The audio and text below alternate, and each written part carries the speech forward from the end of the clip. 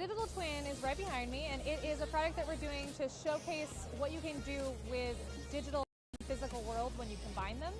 So in our case, we have a 6-axis robot arm and a virtual reality environment. So we have the physical robot and a virtual reality copy of the robot, and whenever other copies. Industrial robot arms have been around since the 80s. There's nothing really new about trying to use them to make things, but it's always been really, really challenging. It's taken a lot of time and a lot of expense, and there's a high degree of risk in moving a robot around.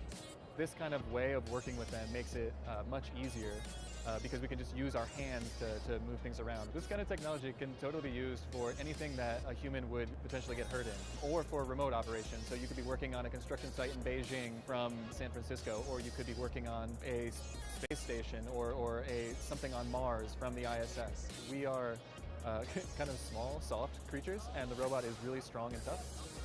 So we can use the robot to lift, massive weights or move really, really quickly, or be in places where you don't have to breathe. So humans are effectively made more resilient to their environment by actually being the robot or working with the robot in this way.